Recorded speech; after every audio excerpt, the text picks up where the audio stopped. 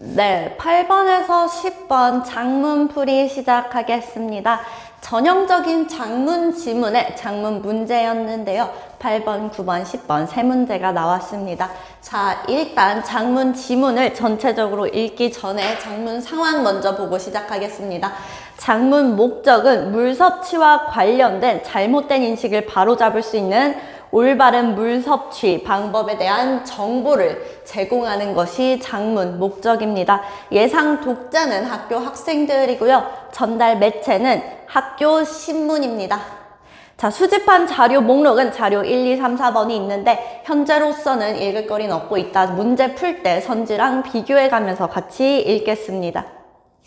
자, 초고 같이 읽어보겠습니다. 학생들은 물 섭취에 대해 어떤 인식을 가지고 있을까라고 하면서 질문의 형식을 사용한 문장으로 초고를 시작했습니다. 인터뷰를 통해 만난 우리 학생들은 대부분 물을 많이 마실수록 좋다고 답했습니다. 물이 관절의 충격을 흡수하며 장기와 조직을 보호하는 등의 역할을 한다는 점에서 물 섭취는 중요하다. 그러나 물을 많이 섭취한다고 무조건 좋은 것만은 아니다 라고 하면서 문제 상황을 제시했습니다. 그렇다면 바람직한 물 섭취를 위해 유의할 점은 무엇일까라고 다시 한번 질문의 형식을 사용하면서 앞으로 전개될 내용에 대해서 암시를 하고 있습니다. 자, 우선 한 번에 마시는 물의 양에 유의해야 한다라는 말이 나오고 있죠.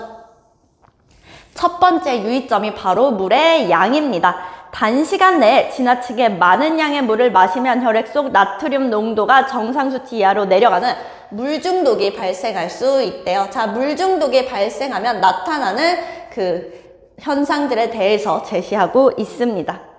자, 다음 문단을 보면 다음으로 물을 마시는 때에 대해서도 유의한다라고 하면서도 물의 두 번째 유의점, 물을 마시는 때에 대해서 이야기하고 있습니다. 어느 대학 연구팀의 실험이 이를 뒷받침한다라고 뒷받침하는 근거 또한 이야기하고 있습니다. 연구팀은 하면서 어느 대학 연구팀의 실험을 제시하면서 자신의 의견을 뒷받침하고 있습니다. 먼저 실험 참여자들을 대상으로 목이 마른지 물어보았다. 그런 다음 이들에게 동일한 과제를 부여했습니다. 이후 관찰을 통해 이들의 물 섭취 유무를 파악하며 과제 수행 능력을 측정했습니다. 실험 결과에 대해서도 이야기하고 있는데 그 결과에 따르면 목이 마를 때 물을 마신 경우랑 목이 마르지 않을 때 물을 마신 경우가 과제 수행 능력에 차이가 났다는 것을 이야기하고 있습니다. 이렇게 문제를 풀기 전에 각 문단을 정리를 해보면 1문단은 질문의 방법을 사용해서 작문을 시작했습니다. 바람직한 물 섭취를 위해 유의할 점에 대해서 이야기를 할 거라고 암시를 했는데요. 두 번째 문단에서는 우리가 마시는 물의 양에 대한 유의점에 대해서 이야기했고 물을 너무 많이 마시게 될 시 물 중독이 나타날 수 있고 그 증상들에 대해서 같이 이야기했습니다. 마지막 문단에서는 물을 마시는 때에 대해서 유의할 점에 대해서 이야기했는데요. 3문단에서는 물을 마시는 때를 달리한 실험의 결과와 그 과정을 제시하면서 자신의 의견을 뒷받침했습니다. 자, 문제로 가볼게요. 8번 문제, 수집한 자료를 다음의 기준에 따라 선별한 후 선별된 자료를 반영하여 초고를 작성하였대요. 각 자료에 대한 이해로 적절하지 않은 것은 일단 3점짜리 문제인데요. 3점짜리 문제치고 쉽게 나왔습니다. 앞서서 화법에서 풀이했던 것과 마찬가지로 화법 작문에서는 3점짜리 문제가 그리 어렵지 않게 출제된 경향을 볼 수 있습니다. 자, 자료는 우리가 아까 작문 상황 밑에 한번 훑고 지나간 그 가나다라 4개 작문에 필요한 자료겠죠. 자, 일단 가는, 선별기준 가는 작문 목적에 부합하는가라는 말이 나와 있습니다. 작문 목적 우리 함께 같이 읽었는데요. 작문 목적이 뭐였냐면 올바른 물 섭취에 관해 유의할 점에 대해서 알려주는 글을 쓰는 것이었습니다. 자, 선별기준 유의할 점인데요. 일단 첫 번째는 출처가 분명한, 그리고 두 번째가 최근의 정보인가입니다. 자, 여기서 주의할 점은 나의 그렇다라고 하기 위해서는 출처도 분명해야 되고 최근의 정보여야 돼요. 자, 출처가 분명하지만 최근의 정보가 아닐 시엔 아니다. 또는 출처가 분명하지 않지만 최근의 정보일 시에도 아니다 라고 대답해야 합니다. 자, 선지를 보겠습니다. 자료 1은 내용이 물 섭취 방법에 대한 올바른 정보를 제공하기에 적합하다고 보아 가에 대해 그렇다고 판단했겠고, 자, 그러면 자료 1은 올바른 정보를 제공하면서도 자, 앞서 선별기준 가에 나타났던 것과 같이 장문 목적에 부합하는 자료라고 볼 수 있겠죠. 그렇기 때문에 그렇다라고 판단했습니다. 자료 2는 내용이 물 섭취에 대해 많은 학생들의 인식이 잘못되었음을 뒷받침하는 정보를 제공한다고 보았다고 했으니까 역시 장문 목적에 부합하는 가에 그렇다라고 판단할 수 있습니다. 자, 자료 3번을 보겠습니다.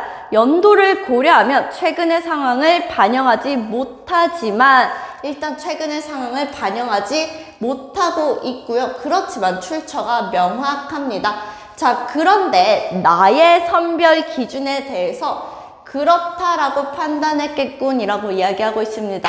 자, 우리 바로 전에 이야기했던 것처럼 자, 선별 기준 나에서는 바로 최근의 정보와 출처가 분명한 정보니까 모두 두 개 모두 만족을 해야 그렇다라고 체크할 수 있다고 했는데 자, 최근의 정보가 아니지만 그렇다라고 판단했겠군이라고 얘기했으니까 정답은 3번이 되겠죠. 4번, 5번 선지 같이 보면 자료 4는 물 섭취에 관해 정확한 정보를 제공하려는 목적에 부합하지 않기 때문에 아니다라고 판단해서 가가 아니고요. 자, 5번 자료 4는 출처는 분명하지만 일단 출처가 분명합니다. 해마다 발간되는 보고서라는 점에서 연도를 고려했을 때 최근의 현황에 대한 정보가 아닙니다. 그렇기 때문에 나에 대해 아니라고 판단을 했는데 자, 3번과 5번 선지를 비교해서 볼 필요가 있습니다.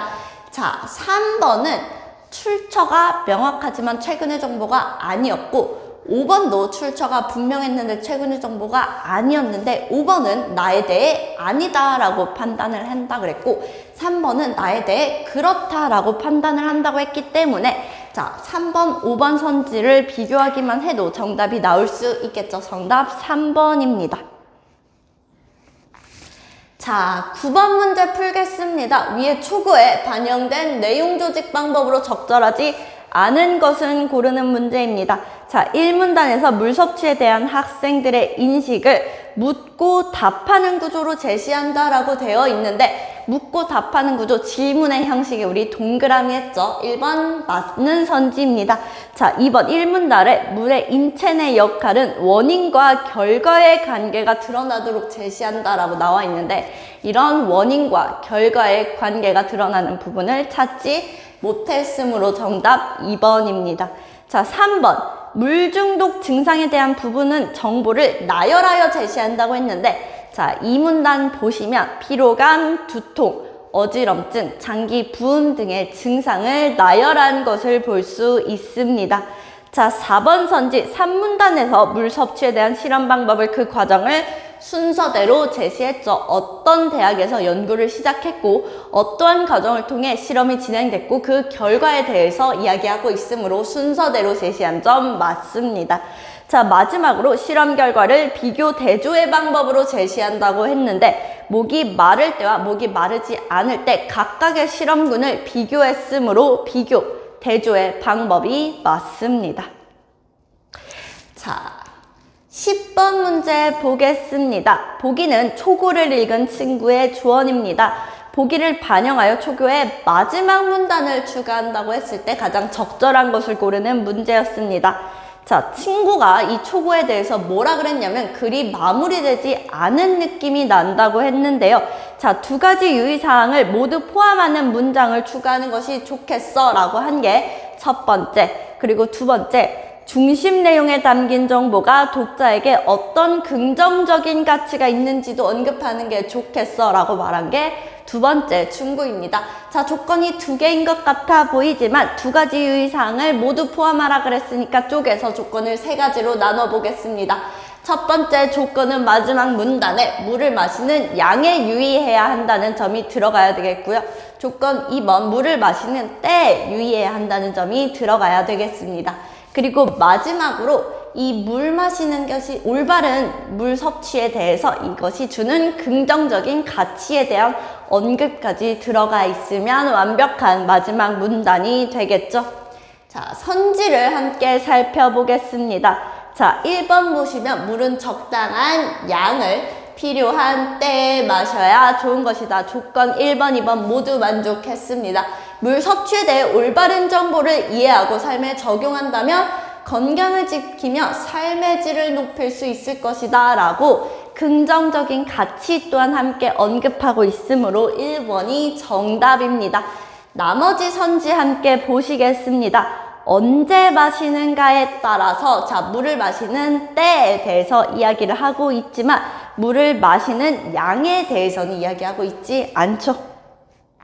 긍정적인 가치는 활성화하는 데 기여할 수 있다라고 긍정적 가치는 언급하고 있습니다.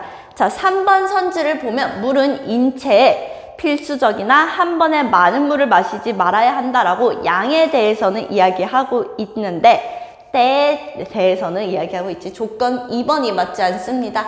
자, 4번 선지 보겠습니다. 물 중독 사례와 연구팀의 실험을 통해 물 섭취 시 유의사항을 확인하였다. 한 번에 많이 마시면을 통해서 양에 대해서 유의했고요. 자, 목마르지 않은데 마시면이라고 때에 대해서 이야기했지만 마지막 조건 긍정적인 가치에 대한 언급이 없습니다.